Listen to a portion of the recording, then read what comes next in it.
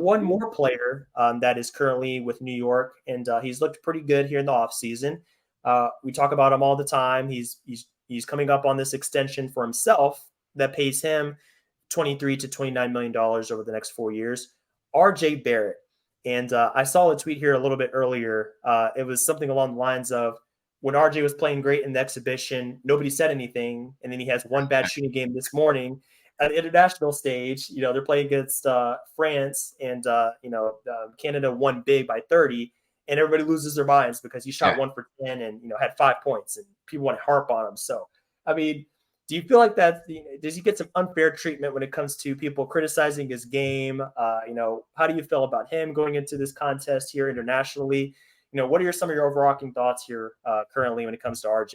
RJ's inconsistency is what creates that polarizing dynamic and that debate amongst fans, because in one exhibition you'll see him drop 30 and you're like, wow, this is what he can become. We've seen this in spurts in the regular season with the Knicks over the course of his 4 years.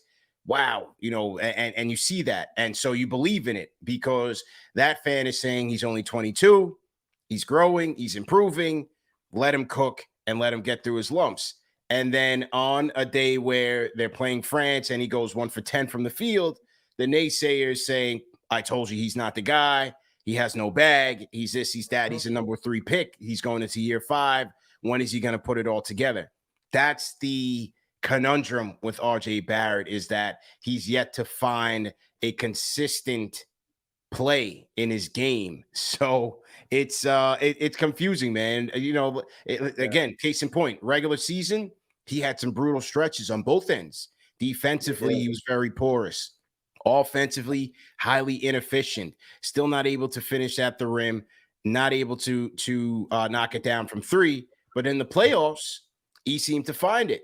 He found some consistency, I would say, from the middle of game 2 of the Cavs series up until about that elimination game against the Miami Heat. He had been pretty good on both sides of the ball, and he had also been passing well. But for RJ Barrett, if he's not going to be an efficient shooter or find somewhere in the mid-range that he can rely on, he's going to have tough nights. Because one of the things that he attributed his exhibition success in the FIBA game to was the fact that the paint was wide open. Well, with the Knicks, he's not going to have that. And Mitchell Robinson's not going to space the floor for you. Julius Randle might not space the floor as much for you. So there's going to be many nights where he's trying to get points in a crowded field.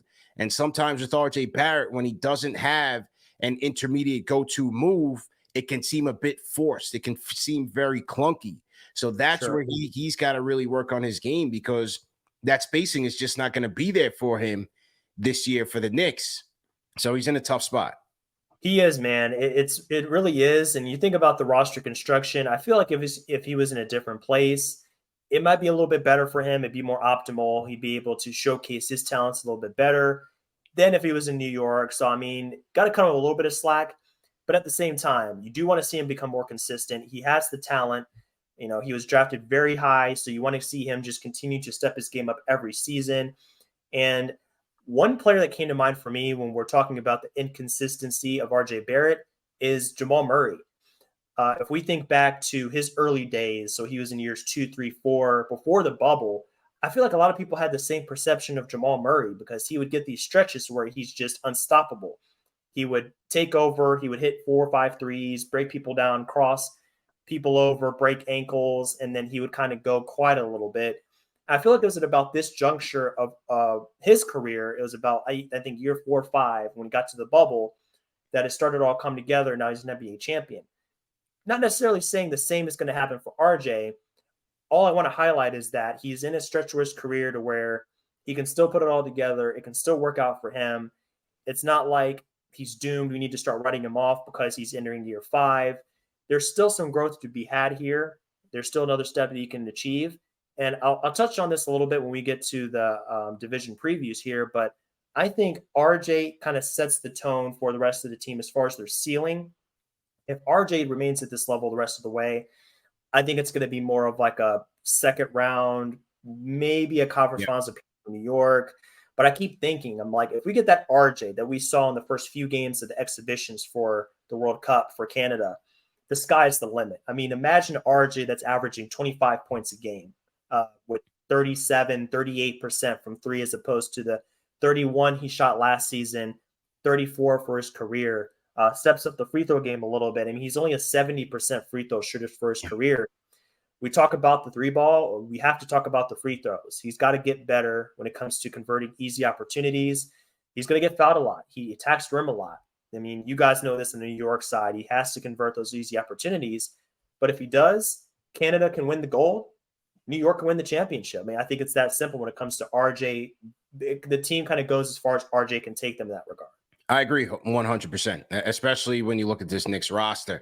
Brunson and Randall are going to do what they can, but it's really RJ Barrett who's the guy that can really change their fortunes if he can, again, find that consistency. He finished the season averaging 19 points per game. If he's able to knock down a couple more free throws, get a couple more bunnies at the rim to go in, couple more from the outside, you're talking about 24, 25 points per game. Now he's in a whole nother different conversation.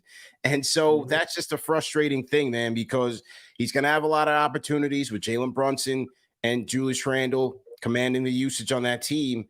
Off ball, he's going to have to deliver. And when he is on ball, one of the things you heard in the telecast when Canada just beat France by 30 points in their first group play matchup is something that Tom Thibodeau had been preaching. The announcer, when he saw RJ Barrett taking some shots, was saying twice on the telecast, said, he's forcing way too much, and you don't need it.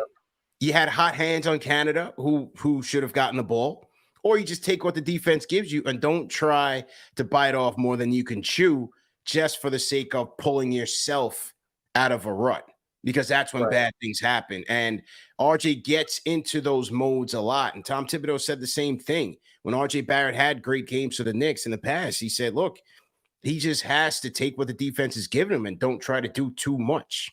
Yeah, I just found that to be very interesting. Me too, and I think it's spot on. RJ just has to find a balance between being aggressive and laying off the gas a little bit, because he's not playing for a team that desperately needs him to be a 30-point guy every night. There's a guy named Shai Gilgeous-Alexander on that team. You may have heard of him. He's pretty nasty by all accounts. So he doesn't need to force the issue, like these guys are talking about. He just needs to find his place. He can be a cutter. He can be more of an off-ball guy. I don't think the spacing concerns are as bad as it is when he's playing with the Knicks. So I think it affords him an opportunity to kind of look at other parts of his game that are off ball, that are not necessarily throwing up a bunch of 3-pointers or, just trying to find spaces where, you're forcing things. Just try to improve on those little bits of your game. And I love that he's a part of this international competition, because it seems like so many players that are on the cusp of something great, they find that springboard in FIBA and the Olympics, and they just carry it with them that next campaign. I think this is going to do a lot of the same things for RJ Barrett. So I'm excited to see where he goes from here.